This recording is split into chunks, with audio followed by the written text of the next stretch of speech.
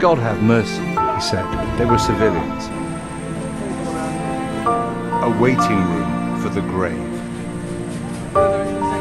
Jeremy Bowen, BBC News in Israel. And Mohammed al-Sawafari, a neighbor, can't unsee children with legs blown. Fear, grief, and anger.